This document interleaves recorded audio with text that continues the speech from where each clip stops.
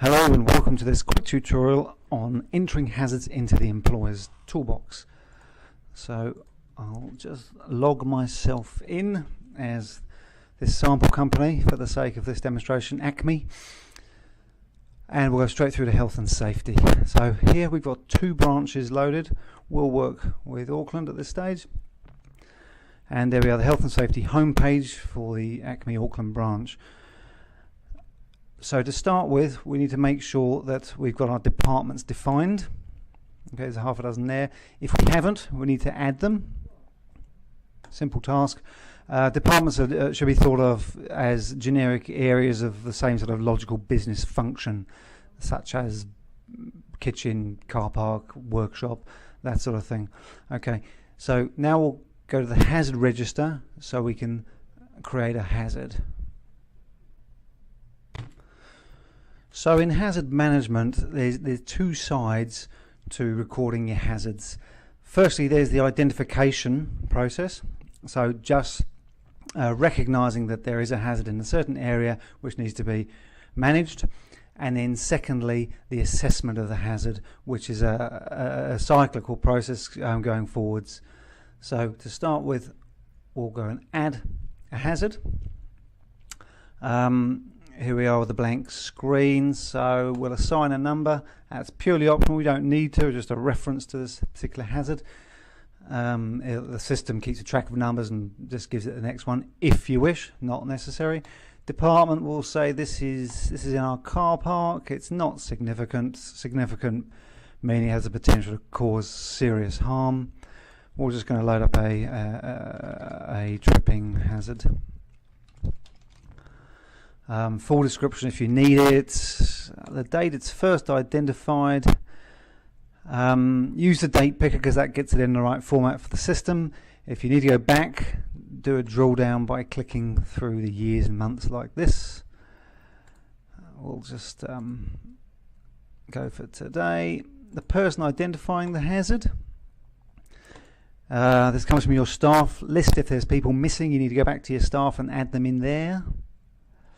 Potential harm, injury from falling to concrete, floor. Any further notes at this stage that you want to put in? Controlled hazard, that's you only need that if in future you want to remove this hazard from your active list, to say it's controlled, it's isolated, it's disappeared. Also, if you ever see these little eye symbols, you can hover over them to get a little help note there. So let's just save that. So once saved, you'll notice a couple more options appear on the screen. 3 list boxes here: a risk assessment, training and equipment. Risk assessments, every hazard needs assessing at least once, usually on an ongoing basis. Training and equipment are to record as required against a hazard. For example, if you had a piece of machinery, you might want to enforce that this piece of machinery has training associated with it, or standard operating procedures, things like that. Any equipment that must be used with it, like PPE, the usual stuff. And also an opportunity to upload a picture of the hazard if you want to. So let's just do that. I've got one here ready. There it is, a picture of our tripping hazard in the car park. So we'll just save that and go back to our hazard register. You'll notice there it is at the bottom. We're sorted on reference number at this stage. As a note here, controlled hazards, that's just a feature whereby if your hazard has been eliminated, isolated, it's gone away, it's no longer present in your workplace, you might want to control your hazard. Tick the controlled hazard checkbox in your hazard there, which will park it in that controlled hazard area, takes it out your current hazard register, removes it from reports and your hazard manual, that sort of stuff. So there we are. Now what we'll do now is we're back into it. We'll go and do an assessment while we're here. we'll add an assessment. The date we're reviewing it is today. The next time I want to review it will be, let's say, 3 months. Observations. This is what I'm seeing while I'm doing the assessment. So I can see that the concrete has been raised by tree roots, causing a trip hazard. Okay. The new way of looking at a hazard risk assessment is it's either eliminated or you're minimizing it. Isolation these days is a minimization technique. So if we click on the select button here for the controlling actions, you'll see a little note on that, and these are the options that we suggest you follow. There's your isolation if that's what you're going to do. In this instance, I'll say we're going to engineer our way out of this. We are going to grind it down. Grind concrete level.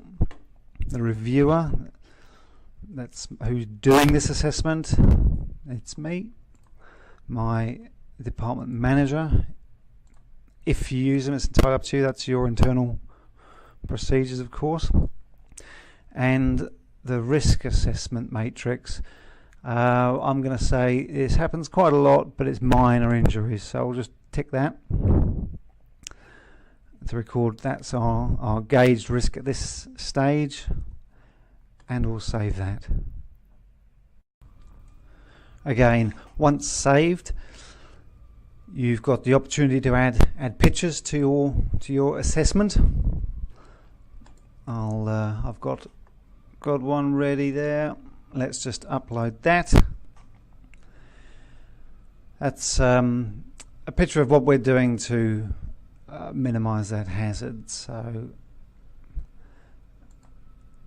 again, it's entirely optional, but as usual, picture speaks 1,000 words. Let's just go back. Now there it is. There's our risk assessment showing on the main hazard screen. From there you can go and edit it again if you need to, delete it if it's incorrect, and in future you'll come here again to add your subsequent reviews through time. From here you can print a report on this particular hazard. It's a report in PDF format, so it's great for exporting from the system and emailing, that sort of thing. It's a detailed report. It has all the information you've taken on this hazard, including all the risk assessments that you've made in chronological order. Okay, so the final thing back on the hazard register screen of note is this report here.